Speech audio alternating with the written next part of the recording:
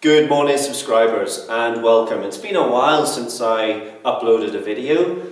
Been busy, but we're back again, and today I want to start hopefully on a series of videos for those of you studying GCSE economics. I've got quite a lot of requests for this, so hopefully this will fill a little gap in the marketplace, ladies and gentlemen. My Year 11 students have just finished their mock exams, so it's probably quite timely and quite apt that we get stuck into a little bit of GCSE revision.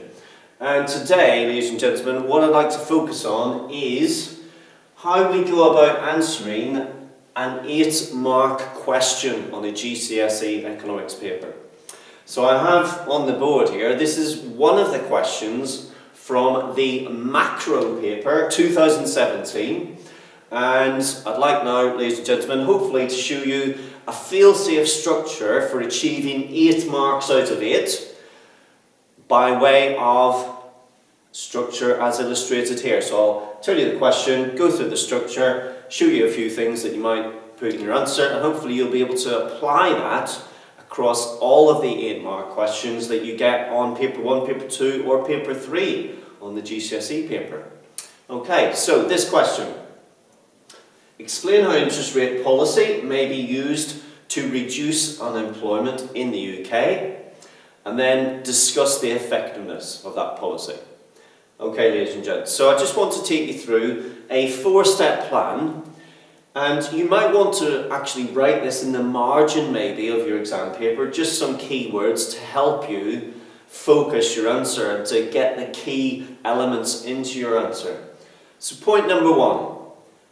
Define or explain the key terms where possible. Now, it's not always possible to give a definition. Some things don't lend themselves to definitions, and so you simply need to explain it. So, in this particular question, looking through it, I would obviously be considering interest rate, and I would be considering unemployment.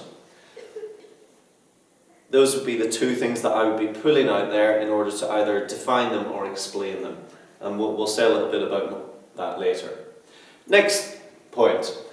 Identify the correct policy decision. Very important, of course. Probably the most important part of this, because if you get the policy decision wrong, then the rest of your answer will be wrong. So identify the policy decision.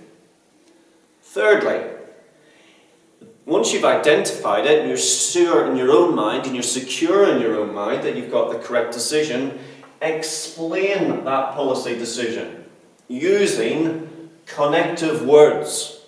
So by that we mean as a result of, this results in, as a consequence, all of these things which particularly affect diagrams. If you explain diagrams well, you'll use lots of connectives.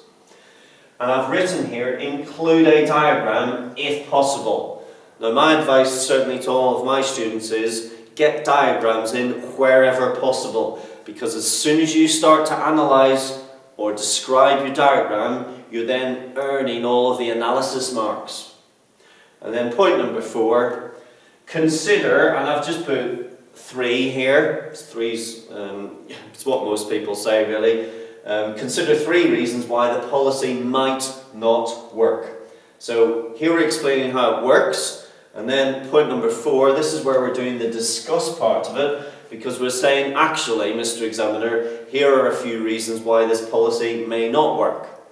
So I've got an answer here, and I'll just move the camera so that we're zoomed in nicely on that, and then I'll take you through the answer.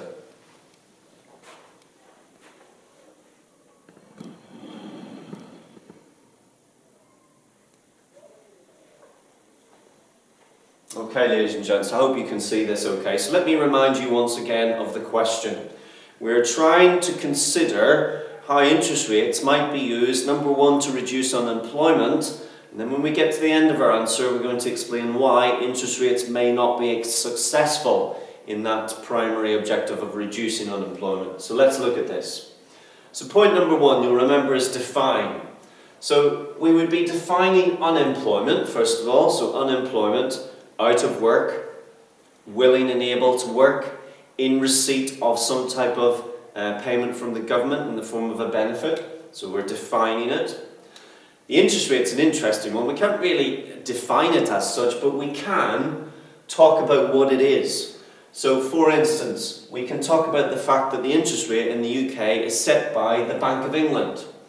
And who specifically at the Bank of England? Well, the 9 members of the MPC, the Monetary Policy Committee.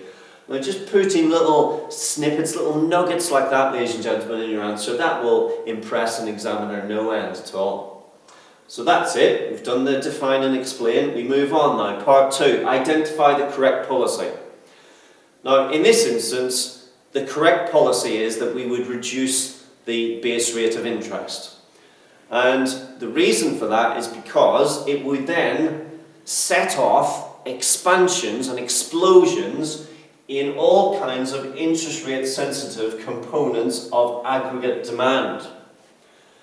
Now, I hope those of you studying your GCSEs that you're familiar with C plus I plus G plus X minus M, the aggregate demand equation.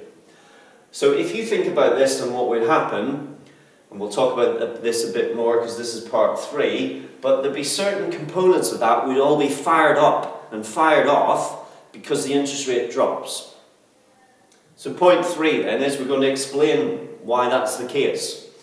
So you want to take maybe just 2 or 3 of these elements and then explain why they would increase and why that would lower unemployment. So let's consider C. So C is consumption. If the Bank of England reduces the base rate of interest, consumers, particularly for example your parents, if they're on a variable rate mortgage repayments, they would find that their mortgage repayment would drop. So instead of paying £500 a month on their mortgage, they might pay £400. So that means in effect they have an extra £100 a month to spend on leisure activities, clothes, on you, sons and daughters. So as a consequence, consumption would go up. So if there are more clothes being bought, for example, then you need more clothes to be produced. And who do you need to produce the clothes? You need people. So as a consequence, consumption rises and that would help to lower unemployment. Similarly, think about firms. Firms, in order to meet this higher demand for clothes and leisure pursuits, whatever it might be, they might, number 1, have to employ more people, reduces unemployment. They might have to expand their premises and bring in more employees, reduces unemployment.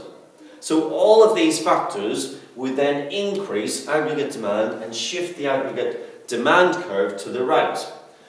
And as you can see here, I have drawn a little diagram. It's a macro diagram, very important in the macro paper, you get a macro diagram. So we've got aggregate demand curve, long run aggregate supply curve, and all we're doing here is showing that Y1 is moving towards the YF position, and obviously that results in unemployment falling. So here we are already, ladies and gents, we're probably already here up to the highest of the mark bands. We'll be moving, approaching, so we'll be top of level 3, moving into level 4.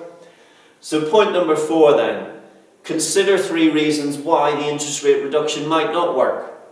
Now if you can't think of anything, and this applies across all of the macro essays, just try and keep these words in your mind: size, time, and confidence. Because you can normally fit an evaluative statement around all 3 of these, regardless of whether it's interest rates, government spending, taxation, supply side policies, whatever it may be. So let's think about the size problem. If the government reduces, the Bank of England, if the Bank of England reduces the base rate from 0.5% to 0.25%, as it did last year after the referendum vote, that's 0.25% reduction. That is a very small reduction and therefore probably very unlikely to have any significant impact on unemployment. Whereas if it went from 10% down to 1%, that might have a very significant impact. So the size of the change is important. And again, ladies and gentlemen, if this question was about taxation, you could say the same thing about tax. So if tax was reduced from, let's say, 40% to 39%, minimal, but if it went from 40% to 20%, significant. So you can apply this across the board. Time. Now what do I mean there? I'm primarily talking, ladies and gentlemen, about how long it takes for the policy to feed into the economy. Now, because this is all about monetary policy and interest rates, there is a very significant time lag with interest rates, and we normally say that that's between 18 and 24 months.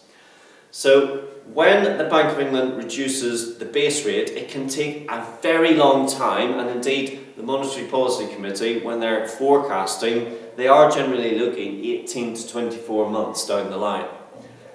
Now, consider tax changes as an alternative. A lot wouldn't apply in this question, but tax changes, if the government and if the Chancellor says, right, we're going to reduce taxes today, then that means tomorrow prices change. So it's very instantaneous. So the time lag or lack of is another important factor. And then lastly, confidence.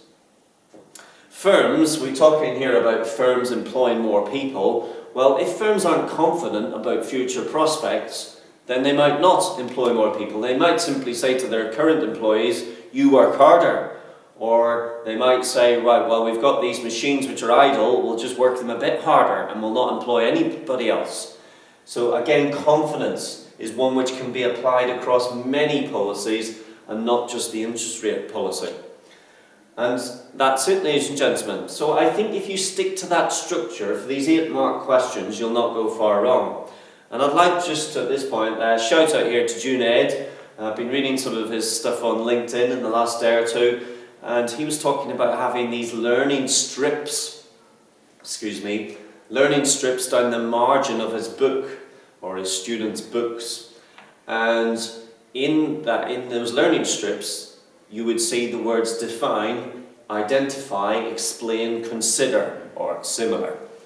And I think that's a really nice way to put this. So don't be afraid, ladies and gentlemen, in the margin of your actual script.